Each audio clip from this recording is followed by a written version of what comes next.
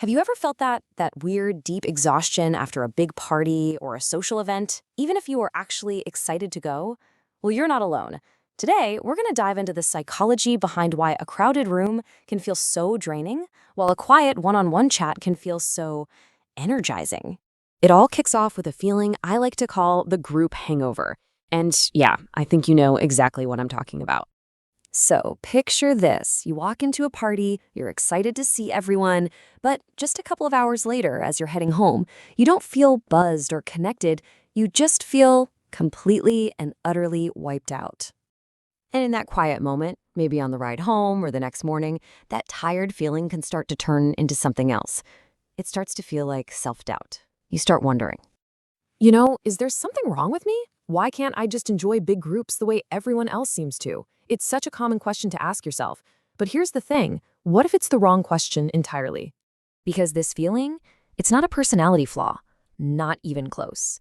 It's a totally normal biological and psychological response. So let's get into the science of what is actually happening inside your brain.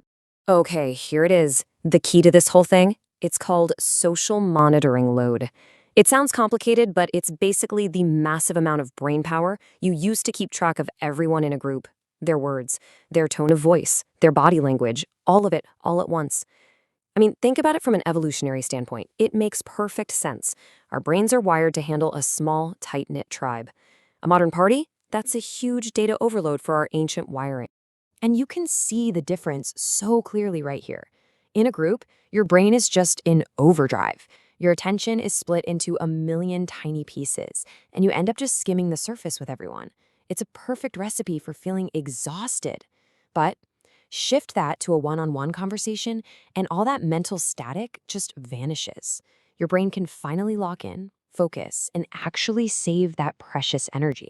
Let's really paint the picture of what that high-load situation feels like. So you're in a group, you're leaning in, you're really trying to follow the details of a story someone on your left is telling you, but at the exact same time, someone across the table cracks a hilarious joke, and you have to instantly switch your focus, laugh along so you don't seem rude.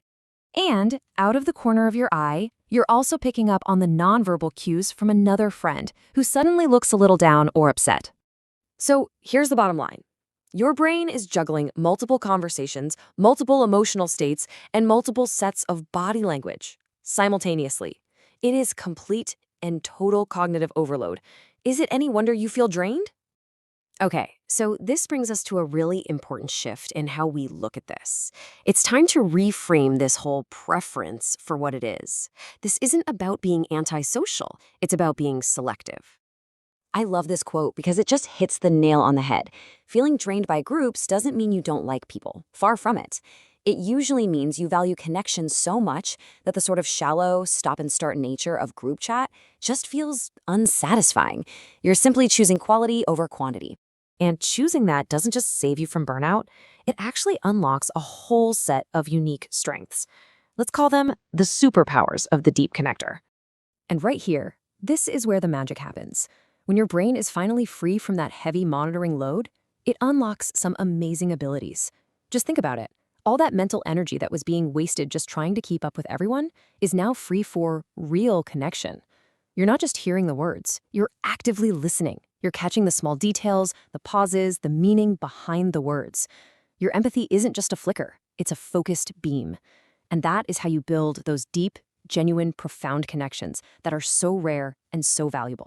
So what's the takeaway here? It means it's time to stop looking at this as some kind of social weakness. It's time to start recognizing it for what it truly is, your social superpower. I really want you to let this sink in. There is absolutely nothing wrong with you. Your brain is not broken. It's not antisocial. It is simply wired, it's optimized for deep, meaningful connection, not for noisy surface-level chatter. And that kind of leaves us with one last thought. We live in a world that is constantly celebrating the big, the loud, the crowd. But maybe, just maybe, the real treasures, the most powerful moments of human connection are waiting to be discovered not in all that noise, but in the quiet focus of a simple, one-on-one conversation.